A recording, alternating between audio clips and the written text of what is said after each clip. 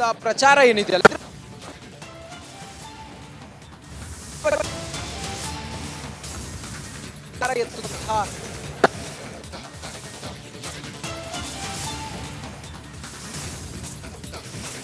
ಅಮಿತ್ ಶಾ ಅವರು ಇವತ್ತು ರಾಜ್ಯ ಪ್ರವಾಸವನ್ನ ಕೈಗೊಂಡಿದ್ದಾರೆ. ರಾಜ್ಯಕ್ಕೆ ಆಗಮಿಸಿದ್ದಾರೆ. ರಾಜಧಾನಿಯಲ್ಲಿ ಕೂತು ಸಾಕಷ್ಟು ತಂತ್ರಗಾರಿಕೆಗಳನ್ನ ಮಾಡೋದಕ್ಕೆ ಮುಂದಾಗಿದ್ದಾರೆ. ಈ ವಿಚಾರವಾಗಿ ಸಿದ್ದರಾಮಯ್ಯ ಅವರು ವ್ಯಂಗ್ಯವಾಡಿದ್ದಾರೆ. ಅಮಿತ್ ಶಾ ಅವರಿಗೆ ಕನ್ನಡಿಗರ ಮತ ಕೇಳಲು ನೈತಿಕತೆ ಇಲ್ಲ ಅಂತ ಹೇಳಿದ್ದಾರೆ. ನಮಗೆ ಬರಗಾಲದ ಪರಿಹಾರ 5 ಪೈಸೆಯೂ ಬಂದಿಲ್ಲ, ಪರಿಹಾರ ಕೊಡದೆ ಹೇಗೆ ಬಂದು ಇಲ್ಲಿ ಮತ ಕೇಳ್ತಾರೆ? ಕನ್ನಡಿಗರು ಈ ಚುನಾವಣೆಯಲ್ಲಿ ಅವರಿಗೆ ತಕ್ಕ ಪಾಠ ಕಲಿಸ್ತಾರೆ. ಕುಮಾರಸ್ವಾಮಿ ಬಿಜೆಪಿ ಪಕ್ಷದ ದೊಡ್ಡ ವಕ್ತಾರ ಥರ ಆಡ್ತಾರೆ. ಪರಿಹಾರ ಕೊಡ್ದಿದ್ದನ್ನ ಕುಮಾರಸ್ವಾಮಿ ಸಮರ್ಥಿಸ್ಕೊಳ್ತಾರೆ ಅಂತ ಅಮಿತ್ ಶಾ ಹಾಗೂ ಎಚ್ ಡಿ ಕುಮಾರಸ್ವಾಮಿ ವಿರುದ್ಧ ಸಿದ್ದರಾಮಯ್ಯ ಅವರು ಕಿಡಿಕಾರಿದ್ದಾರೆ. ನೋಡಿ, 5 ತಿಂಗಳಿಂದ ₹1 ಕೊಟ್ಟಿಲ್ಲ ಬರ ಪರಿಹಾರಕ್ಕೆ. ಏನು ಇವರು ನರೇಂದ್ರ ಇವರು ಅಮಿತ್ ಶಾ ಅವ್ರ ಮನೆಯಿಂದ ಕೊಡ್ತಾ ಇದ್ದಾರ ಈ ಭಿಕ್ಷೆನ ಕರ್ನಾಟಕಕ್ಕೆ? ನಮ್ಮ ದುಡ್ಡು, ನಮ್ಮ ತೆರಿಗೆ ಹಣ. ಇದನ್ನು ಕೇಳಿದ್ರೆ ಏನು ಎಲ್ಲರೂ ಇನ್ಕ್ಲೂಡಿಂಗ್ ಇವರು ಕುಮಾರಸ್ವಾಮಿನೇ ವಕ್ತಾರ ಆಗ್ಬಿಟ್ಟಿದ್ದಾರೆ. ಬಿ ಜೆ ಪಿಯವ್ರಿಗಿಂತ ಜಾಸ್ತಿ ವಕ್ತಾರ ಇವರೇ. ನೀವೇ ಹೇಳಿ, ಕನ್ನಡಿಗರಿಗೆ ಇದು ಅನ್ಯಾಯನ ಅಲ್ವಾ?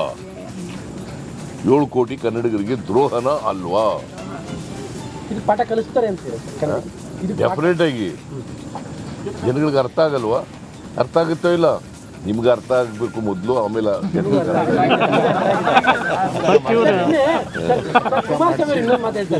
ಮಂಡ್ಯದಲ್ಲಿ ನಿಲ್ಲುವಂತದ್ದು ಅದು ದೇವರ ಇಚ್ಛೆಯಿಂದ ನಿಂತ್ಕೊತಾ ಇದ್ರು. ಅವ್ರ ಮಗನ್ ನಿಲ್ಸಿದ್ದು ಯಾವ ಇಚ್ಛೆ? ಅವ್ರ ಮಗನ ಓದ್ಸರಿದೆ, ಅವ್ರ ಮಗನ್ ನಿಲ್ಸಿದ್ದು ಅಥವಾ ಆಗ ಯಾವ ಇಚ್ಛೆ ಐತೆ? ಯಾರ ಇಚ್ಛೆನೇ ಆಗ? ಹೇಳಪ್ಪ ನೀನು.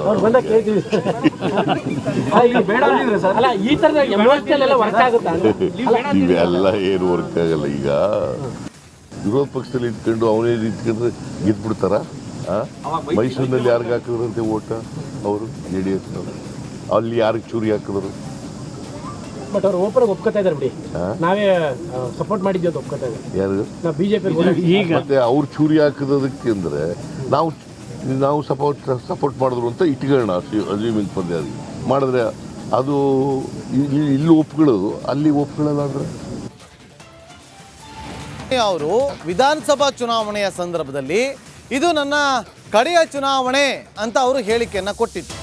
ಈಗ ಮುಂದುವರೆದ ಭಾಗವಾಗಿ ನಾನು ಇನ್ನು ಚುನಾವಣೆಗೆ ಸ್ಪರ್ಧೆ ಮಾಡದೇ ಇರೋದಕ್ಕೆ ನಿರ್ಧಾರವನ್ನ ಮಾಡಿದ್ದೀನಿ ಅಂತ ಹೇಳಿದ್ದಾರೆ. ರಾಜಕೀಯ ನಿವೃತ್ತಿಯ ಬಗ್ಗೆ ಮಾತುಗಳನ್ನು ಆಡಿದ್ದಾರೆ.